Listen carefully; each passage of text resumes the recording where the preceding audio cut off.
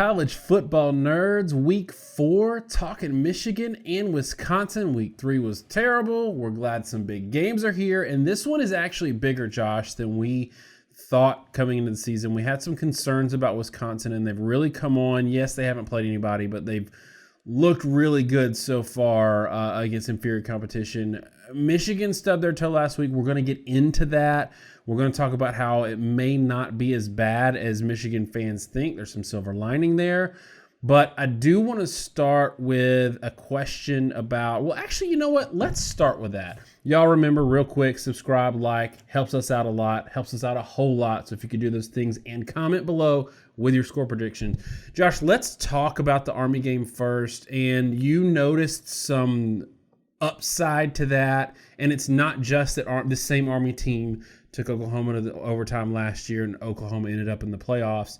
So why don't you run with that, and then maybe we'll get into some concerns later on. When you break down the Army game, there's a lot of stuff that's going on, and we're probably going to want to touch on this again later in terms of how it worked from a play-by-play basis and how it worked in terms of possessions. But one of the big takeaways that's missed in that game with Army is that Michigan held Army to 3.28 yards per carry.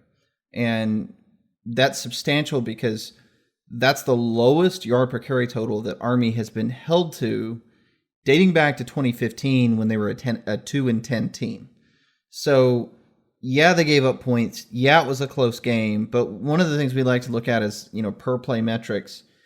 Michigan's defense did outstanding on a per play basis. It's actually really unusual that Army was able to score even as much as they did. If you're averaging like 3.3 yards per play, you don't generally produce any offense. And Army couldn't throw in that game either. It was, in fact, they were kind of a turnover machine when they tried. So Michigan's defense, in terms of advanced metrics, was phenomenal in that Army game. And I think there's a very good shot that Michigan does have, maybe even a top 5 defense this year. Close game or not. And then they were really good in the opener too. Obviously the offensive issues are kind of their own thing. But I think what's missed in that is that Michigan's defense typically, that put out basically what would normally be almost like a shutout performance in that game. And I think that was a real good sign for them going into a game with Wisconsin, who's primarily a running team. So you touched on offensive concerns, and, I think there was a little bit of defensive concerns against MTSU. Let's talk about that opener, because 40-21, Duke just beat that same MTSU team worse, which is a concern. But transitive property doesn't always work. Things happen. Teams are fired up for Michigan. They're not fired up for Duke. I get that. But one of my concerns, if I'm looking at these two games and we're getting into the numbers, is Quentin Harris for Duke had a far better game on averages and totals than Shea Patterson did against the same defense 2 weeks prior. Is that something that we can flag as maybe a concern? And not just because, look, having an off day offensively against Army is not that big of a shock. They hold teams to far below their averages, partly because they hold the ball for so long. But can we say that Army is a weird aberration? Let's not, freak out about that game. But maybe if we're looking for a offensive canary in the coal mine, it might be that MTSU game. I think so. I mean, it's easy to excuse Army and the way that game went. Now, I will say, and we've brought this up otherwise too, right, that Army was more like in the 80s in a lot of advanced metrics last year. They had a very easy schedule. They only played 4 teams that were above 80th in, for example, SP+. But Army aside, and that sort of weird situation because their competition level at this point is very, very low. Middle Tennessee maybe is a bit of a canary in the coal mine. And as you brought up, Duke really lit them up. But, I'll take you one further. In the second game of the season against Tennessee State had a higher completion percentage than Michigan did. They passed for more yards than Michigan did, and they had a higher yard per attempt total than Michigan did. That's really freaking concerning, right? That, even an FCS team was able to pass the ball at a better clip. And 6.7 yards per attempt for Michigan is just bare minimum competence. And what we're seeing from Middle Tennessee State in their other 2 games is they're not a good pass defense. So I think there's real concerns and real issues. And I'm with you that Middle Tennessee State game was a bad sign. And again, the whole problem with Army really wasn't the defense. The issue was the offense in the Army game was just as bad as it was in the Middle Tennessee State game. In your opinion, is Michigan's defense good enough? And we're rolling into Wisconsin and actually talking about Wisconsin. Is Michigan's defense good enough that they can be a little bit better than like a Michigan State last year, who had a phenomenal defense but had such poor offense that they couldn't win games that they otherwise would have? Like, they'd have beaten Ohio State last year. They'd have beaten, some other teams, Oregon. So is this defense so good that if Michigan rolls out a 17 spot against a good team, they can still maybe win the game? And is Wisconsin the kind of team that they might do that to, given some offensive struggles of their own that you flagged? I think so, or at least there's the possibility of it. The whole question is, can you hold somebody to 20 or fewer? And I don't know how many times we've talked about on the show, if you're scoring anywhere in the mid-20s or lower, and both teams are within, let's say, 10 points, or they should be within 10 points, the game can go either way. Because you're totally dependent on if somebody correctly fields a punt, if an interception's dropped or caught, and those kind of plays can be 14-point swings in a lot of instances, and that can decide the entire game if you're that low scoring. I think Michigan is good enough to hold Wisconsin to low yardage, and there's a couple things that go into it. One, even in the South Florida game, I mean, that game was totally lopsided, 49-0. Wisconsin had a 5.4 yard per carry average. That's not crazy high. And in the Central Michigan game, it was also 4.6 yards per carry. I think something that sort of missed, like in the Central Michigan game, for example, from Wisconsin, 43 pass attempts and 39 pass attempts and 43 rush attempts. So that's 82 plays run by Wisconsin. For all the talk of them being big and slow and lumbering, one, they're quite balanced, about even run pass, even in a complete blowout, which is unusual. And two, they're running 80 plus plays. So I think if you're able to stop Wisconsin from running the ball, and you're able to do that on a consistent basis, you can have some success. Obviously, South Florida couldn't do anything to Jonathan Taylor, and he had some highlight plays against Central Michigan. But again, 5.4 yards per carry. He's really, really good, but I don't believe that they're unstoppable. And frankly, when you talk about the passing game from Wisconsin, I think they're quite good. I don't know that Coan is an elite passer. I think he's benefiting tremendously, and it's one of those sort of sketchy things that I need to walk back from. All their run statistics are what they are because teams are keying on the run. They could be a lot higher, but teams have been able to push as hard as they can and then completely compromise themselves against Wisconsin in the passing game. Because of that, Coan has been good, but I don't feel like he's terribly accurate. He's not accurate downfield. I don't think Wisconsin's going to be able to run the ball with a tremendous amount of success, which means that Coan's going to have to carry him, and I don't think Coan is necessarily built to be able to do that. And then pair it with a Michigan defense that I think is an extremely good defense and very, very, very good in the run defense. I think it's entirely possible that they hold Wisconsin under 20 points in this game. And if you hold out somebody under 20 points, you can win any game. I don't care who you are. One of us still had Michigan in the top 10 in our top 10 last week, and we got a lot of flack for that. But I'm with you in that, one, relative to schedule, and two, relative to just how good I still think Michigan's defense is, which, by the way, is a pretty big positive given the people they lost last year. I think that they could potentially still be a top 10 unit, even maybe a playoff unit if the offense comes around. We talk a lot of times about how it's a good sign if the guy coming back, the incumbent starter, isn't the starter the next year. So Wisconsin's got some of this, even though we've seen some stuff we don't love offensively from them to start the season. Do you feel better about Wisconsin offensively, especially at quarterback, now that the guy that would have been the incumbent this year based on starts and experience is no longer there because he couldn't beat out the starter they got now? I definitely think it is a positive. Now, let's step back a little bit there and say he transfers away and then he's not able to win the starting job where he goes, right? But he transferred away for a reason. Right. I understand that, but I'm just saying that they weren't particularly effective throwing the football really with him last year. Coan, when he played, looked like the more effective guy. But I do think it's definitely a positive. I mean, they've got a lot of the right pieces. You've got, kind of a mix across the board with them returning players, but they're playing at a really high level. And again, to the extent that I maybe talked down about the offense and saying that their per play statistics weren't all that great in certain ways, defensively, Wisconsin's been phenomenal. I mean, they allowed 2.8 yards per play to South Florida. They allowed 1.29 yards per play to Central Michigan.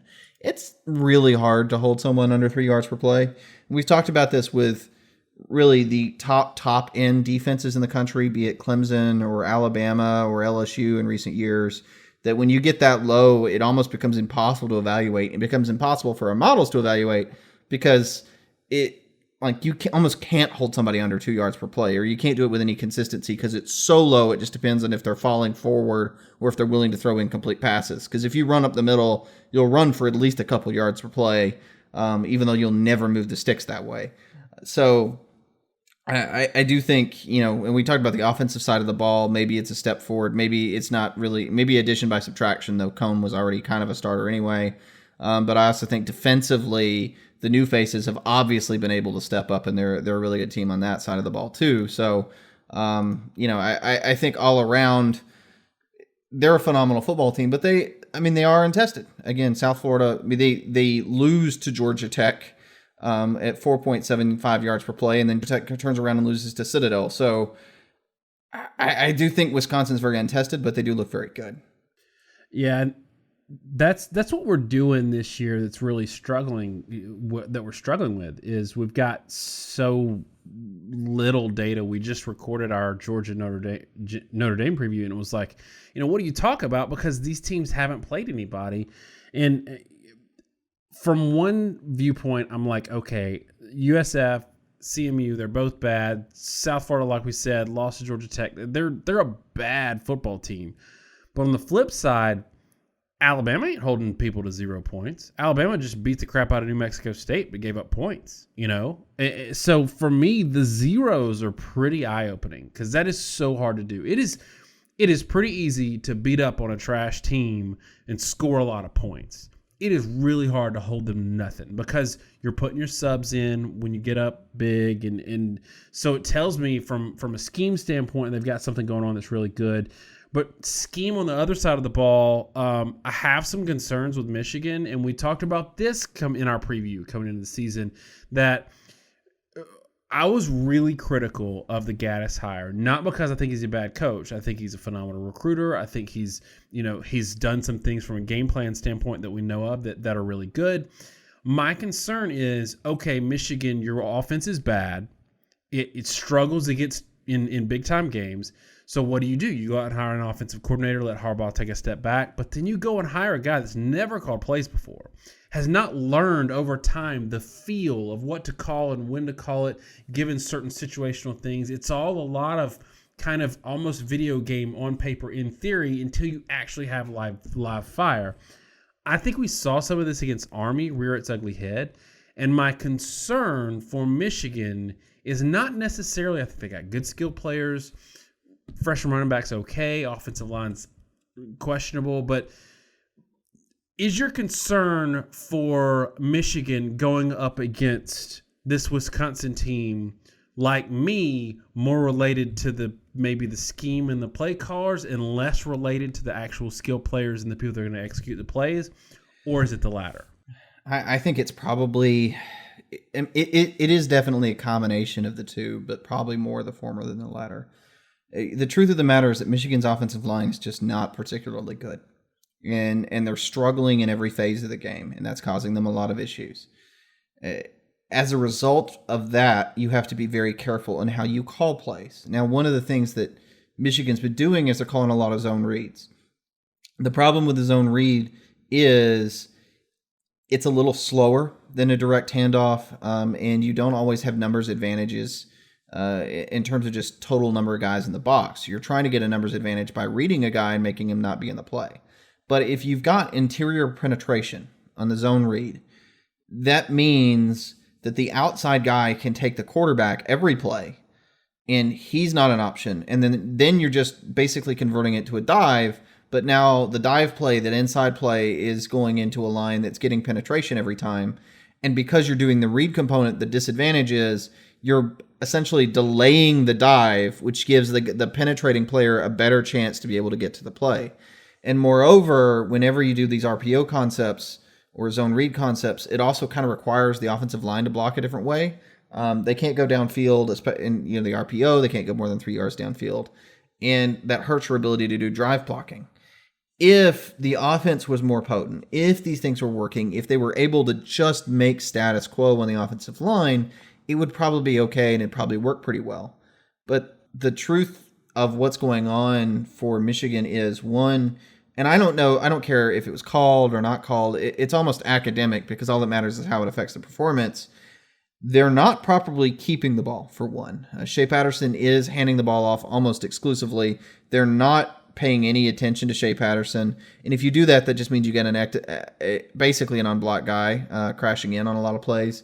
And they've also done a lot of stuff that we saw last year from Alabama that caused them fits when they played really good teams, where they kind of run what look like zone read plays, but then they're pulling guys.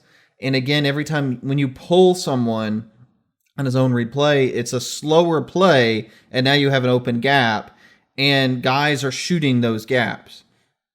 And the reason that teams are able to do all that stuff is, if you were that aggressive and if you shot gaps with pulling guys and Michigan could do direct runs, then you could really exploit it because you have numbers advantage because the linebackers have shot one gap and they've left other gaps free or have numbers disadvantage there. If you've got a quarterback that's being really consistent with the ball and making good decisions, then when they shoot the gaps and then you play action out of the zone read concept and you throw behind them, then you can punish them for their aggressiveness. But one, Patterson has not been consistent enough to do it. And two, I really just don't think Gaddis is properly thinking up the counters that he needs to be using in these situations. And, anytime you're in short yardage, you really don't need to be running the zone read out of a shotgun set because you're too far in the backfield. It takes too long to get the ball. And again, if the defense is playing that downhill, it's difficult to make the zone read work. Even the best offenses like Oregon's, they basically ran the zone read hoping to get 4 yards of play. They made all their real hay off big plays downfield, and it's those counters and big plays that are really missing for Michigan. And I think a lot of it is just really the feel of the offensive coordinator, for one. And then two, because the offensive line's struggling so much, teams can be that aggressive. And if they guess wrong and Michigan play actions out of it and they got a guy downfield, the truth is the guy that's blitzing doesn't get picked up, or, he's a free rusher, or he blows right by the offensive lineman, or, beats him. And then you end up getting a pressure anyway, so you can get away with the aggression. So it's all really compounding itself for Michigan right now, and it's sort of making the scheme and the players all not work together. But, it doesn't really matter whose fault it is. The point is, and I think it's irrefutable at this point, the offense is not working very well. All right, so I think that in my thinking about Wisconsin's offense, there's a question mark for their offense, and I think it's funny to say because they've got like 110 points in 2 games, but they haven't played anybody yet.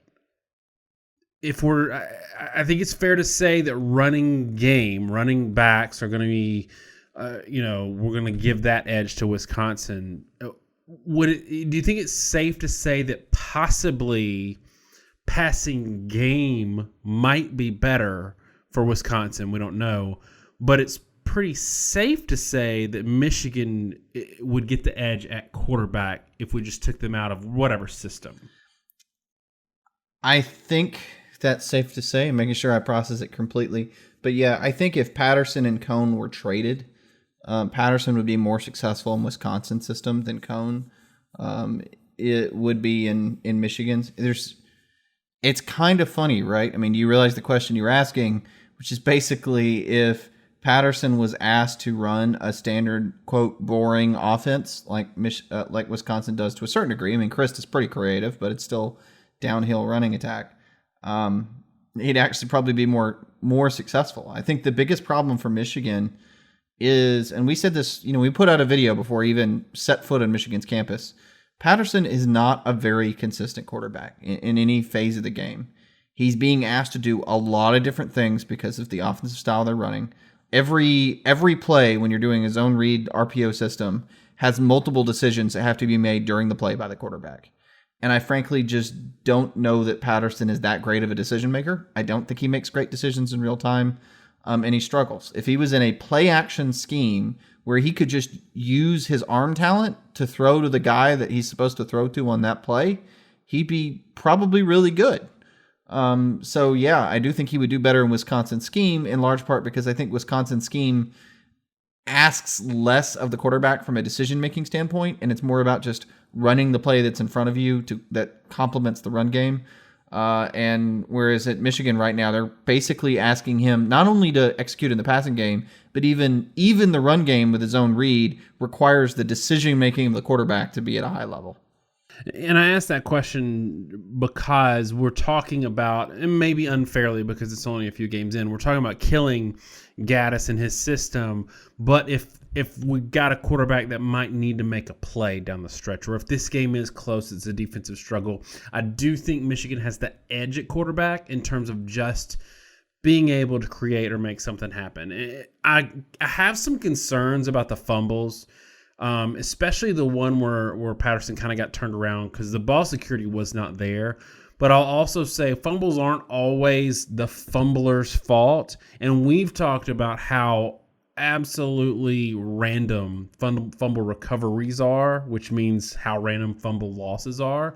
So I have some concerns there, but I don't know that it's necessarily going to translate or show up in this game. Okay, let's go ahead and get into picks. Sometimes we would go a little longer, but again, we don't necessarily know this early in the season with so few data points who it's going to be. We don't have a computer model yet. We should have one next week. Doesn't help us with this game. I feel like you might be leaning Michigan, which is weird because we've spent a lot of time beating up on them, but we've also got a little more to go on in terms of data, and that's why we highlight them and maybe a little more to the negative. I got to say I like Wisconsin in this game. I think it's close. I think it's ugly, and we talked about how when we're under that 20-point threshold, it can go either way, and I do feel like it could go either way. This is a pick 'em for me. But I'm picking Wisconsin because I think they have the more consistent running game. And both of these quarterbacks are going to be a little bit outmatched either from the defensive, scheme they're facing or the scheme that they're asked to execute. I didn't love that Gaddis sort of put the blame on the execution and not on the play calling in his post-game press conferences. I do love that defense. I love it a lot. But I think at the end of the day, Wisconsin's going to be able to grind out some points. Give me 23-20 Wisconsin and tell me why I'm wrong. Well, I think, personally, I think you're wrong in that I'm not even sure that it goes that high scoring. I still have Wisconsin in this game. And I know you could sort of feel me talking up Michigan even though I'm talking them down strangely. And it's that I think they're in this game because of their defense. But I got this game 17-13, Wisconsin over Michigan. If the play calling was different, if I saw more consistency from the offense, I might have more faith that Michigan might be able to win this game. I don't think Wisconsin's going to be able to move the ball very well.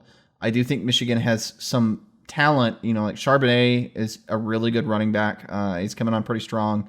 Black, Bell, Collins are good receivers.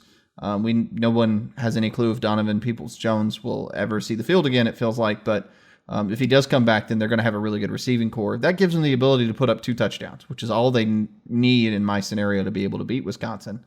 I just, right now, in the scheme and system they're running, I don't have faith that they're going to find a way to make that happen. And, I give you sort of a positive and negative in this before we sort of turn around and wrap it up. I mean, one is, the positive is in the Army game. It was a close game. It ends, we end regulation 14-all, but Michigan had only punted once in that game, right? I mean, that was a classic case. Same thing with Oklahoma when they played Army. Same thing with Citadel when they played Alabama. In both those games, Oklahoma only punted once. Alabama only punted once. They both had in common the fact that there were multiple turnovers, and when you're playing the triple option and you only get 10 possessions in a game, if you turn the ball over, throw interceptions, or I think all of those were fumbles in all those games. If you fumble the ball 3 or 4 times, you're giving away a third of your possessions. So maybe Michigan's offense is a little better than they've looked. The negative to me was actually some of the things they did well, like the Middle Tennessee State game. The use of McCaffrey as this running second quarterback thing was bizarre and misguided. McCaffrey is a big guy. I don't know that he's a natural runner. Patterson, I think, is a better athlete personally than McCaffrey. But you've sacrificed a running back or a receiver to put McCaffrey on the field. It just seemed ill-designed, ill-fated. A couple times seemed like a wasted play. It made me wonder if he was responsible for the Jalen Hurts Tua do quarterback thing in the Oklahoma-Alabama game in the playoff.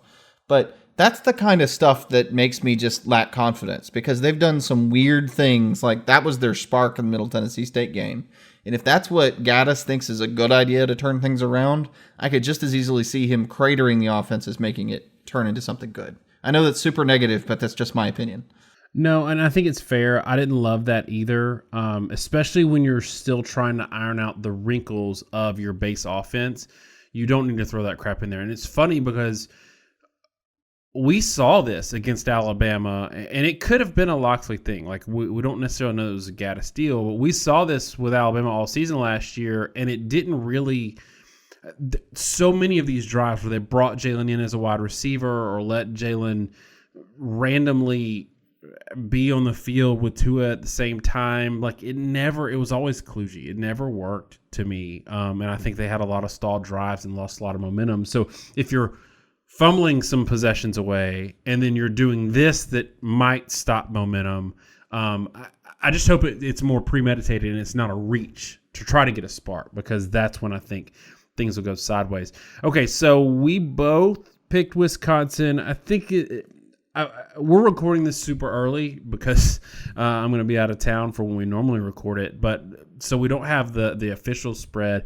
It opened at a 1.5 point favorite for Michigan. I imagine it's probably going to be whoever ends up being favored this game is going to be around there. Nobody's picking a decisive winner on either side. We both picked Wisconsin, but give me a reason that Michigan's going to win the game if they end up winning it.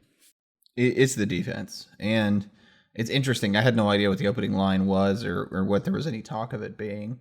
I do wonder if people are going to be surprised by that once, if it does end up being the Michigan's favorite, if people think that's unusual.